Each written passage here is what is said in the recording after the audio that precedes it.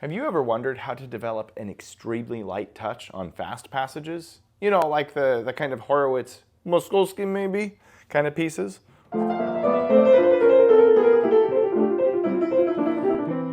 If so, this video is for you. This is dedicated to Riley Lynn, who asked exactly what I said. How do you play fast and light at the same time? Now, I wish there were like one thing that you could do where it's like, oh, just do that and you have it overnight. I mean, obviously, nothing is that easy in piano playing. Otherwise, everyone would be a concert level player. That said, I'll show you what I have done over the years to develop this. Keyword develop, it's a process. Right? And what also can get you at least some instant access literally on your next practice session. So it's kind of, I'll show you the quick fix and then I'll show you the long pathway to do this. Now, if you don't understand this principle, this is like huge for a lot of people the first time they hear it. Dynamics are related to the speed of the key press, not the speed of the tempo. So if I play the key slowly, I'm going to get a quiet sound.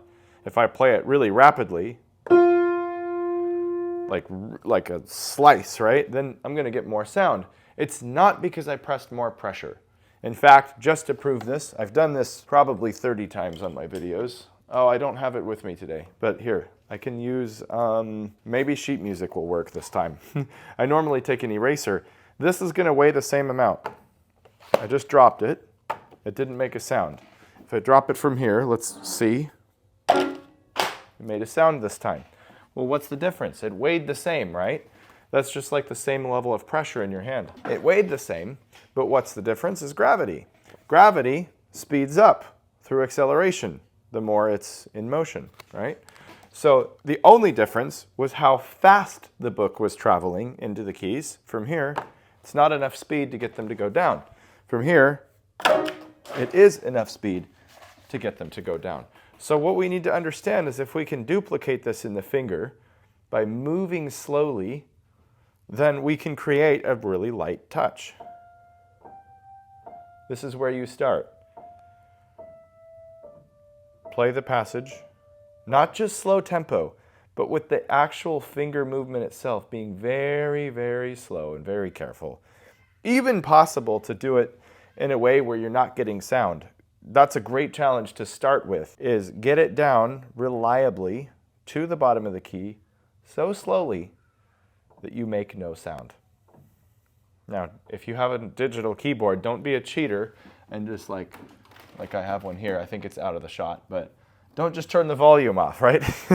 You want to actually learn to do this. And you know how hard it actually is to play something and never make a sound, but still hit the bottom of the key? Like let's take Prokofiev's Sonata 7. Like if I did that, I'd have to go at an ungodly tempo. I already made a sound. There we go. There we go. I'm on my 5th note of the piece. Oh, and I already made a sound. That was like the 8th note of the piece. See, like this is a challenge, right? So now with single notes, it's 10 times easier. It's still something you have to go slow to really think about. And then eventually, you go a little faster, and you make the threshold sound, which is like the bare minimum that can be made on that instrument without being nothing. And it's just one fraction faster to do that. Now, well, what's the problem then? Can't you just do that and then play, you know, Moskovsky? Well, no, because even if you have the speed to go that quickly, they kind of fight each other, right? Like you're supposed to move your finger slowly, and yet you have to move to the next finger quickly.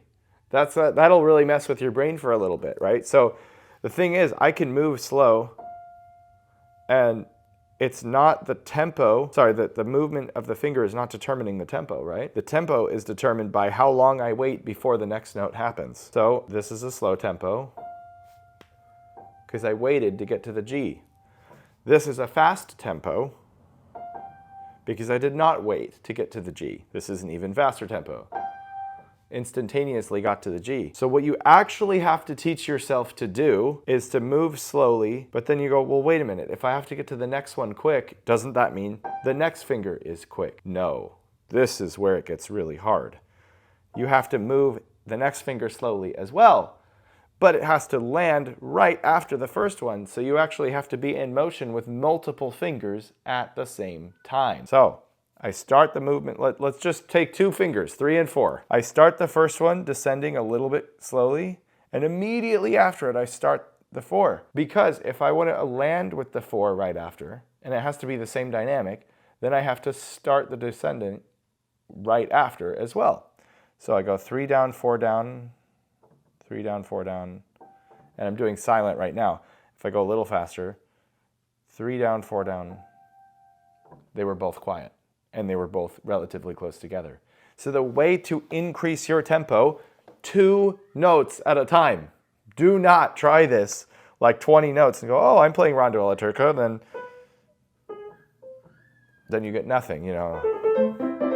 And certainly don't do it at full speed. That comes with time, as I've already proven. A couple places in this video that can happen. Rachmaninoff Opus 39 number 6 is a great example of, I practiced this literally a couple notes at a time by the hour until I got this.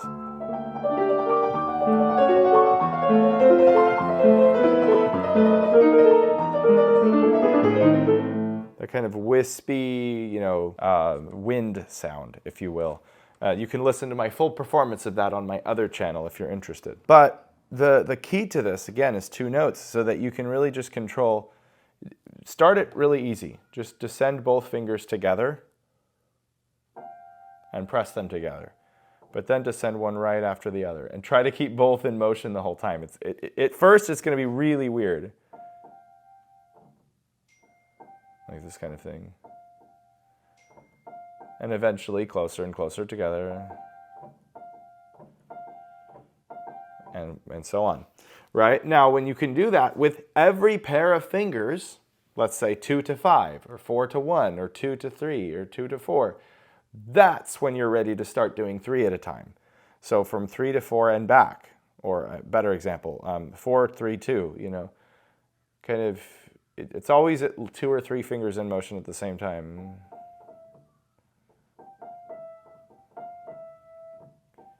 It's hard to even like, I wish I could just like slow this down to like 25% speed and show you. I mean, it's almost unquantifiable how this actually works. But again, you can descend all 3 at the same time, and then you can do 1 right after the other. So see this, see that, follow it, and see that, follow that.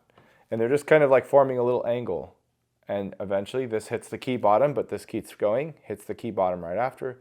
This keeps going, hits the key bottom right after. So if you think this is frustrating, you're the one watching a video on how to get slower playing or quieter playing at a faster speed. I mean, it's hard. This is why not everyone in the world sounds like Christian Zimmermann when they go to play crazy Chopin.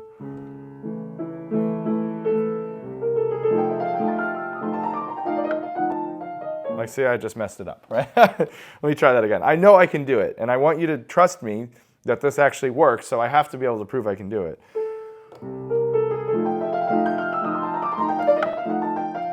Ooh, now that was better.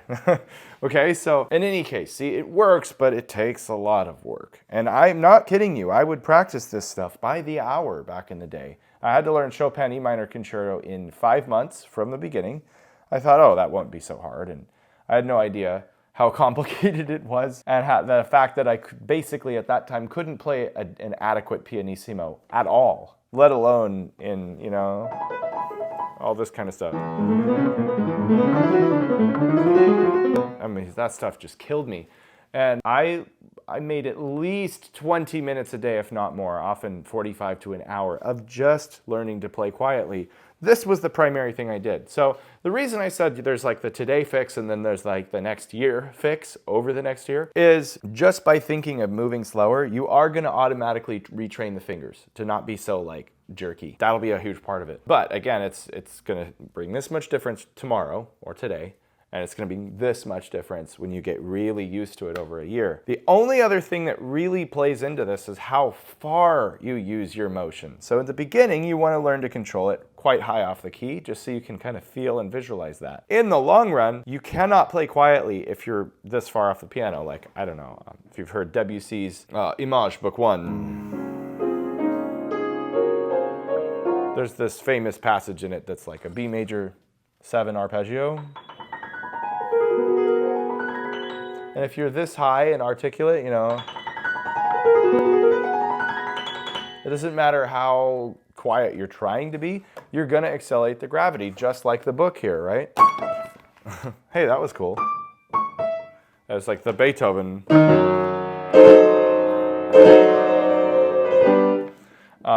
It was a minor sixth for theory nerds out there. In any case, the main key to getting that extremely soft is not lifting the part of the hand that has to do the crossover. So in this case, a lot of people lift the 4 high because they're trying to get it from here to here.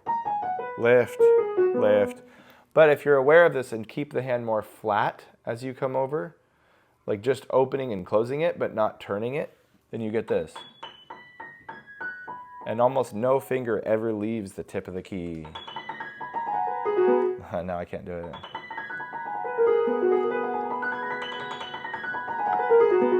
This sort of thing, right? So that's funny. I played Opus 10 number 8 recently. And then I was doing the accent pattern of that on accident, confusing the two pieces. That's weird. Anyway, one final tip, which is more niche and only works in certain circumstances. But in Debussy's L'Île Joyeuse, it opens famously with the pianissimo trill.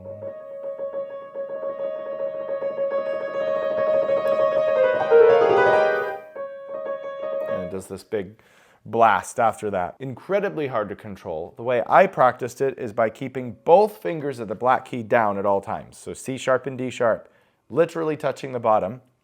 And I only lift the finger halfway up. That way it's only using like, I don't know, 1/8 of an inch of the key. So even if I go a little too fast, there's not much buildup to get there. Then I lifted the other finger halfway up. And I just taught myself to do this at a crawl for a while. Until now, I can trill by lifting only halfway up, which gives the key enough leverage to play again, but never breaks the sound. See, I'll just even prove it by holding my foot up the whole time. It sounds pedaled.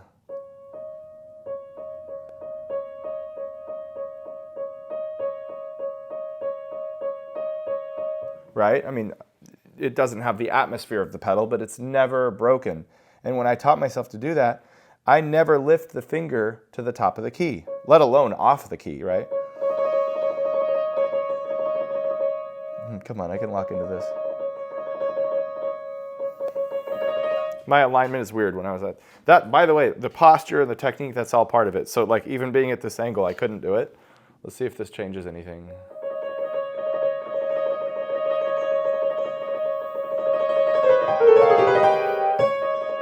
Already more consistent. Chopin Nocturne, great example of this.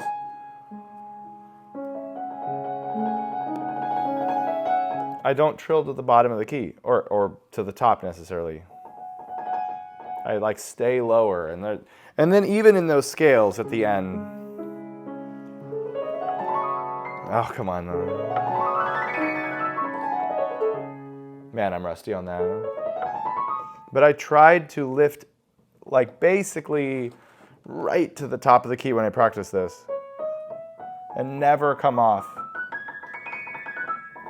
Which in other scales, I don't worry about that because they can be mezzo forte, you know. You can be like really brilliant in the fingers. So move slower, overlap more, like stay lower, and ultimately be patient with yourself. This is really freaking hard to do. It took me years to like adequately develop this.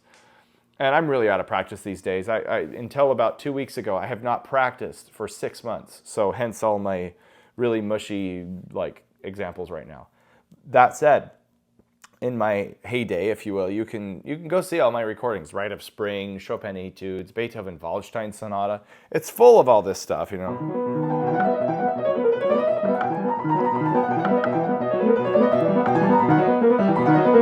Or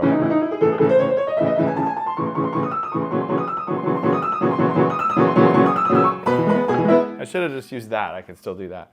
But anyway, all these things it shows the transformation. And if you're real curious about all this, you go to my first video I ever put on my other channel and go to the more recent ones. And it's like, yeah, you can see I'm getting better at this skill throughout the years.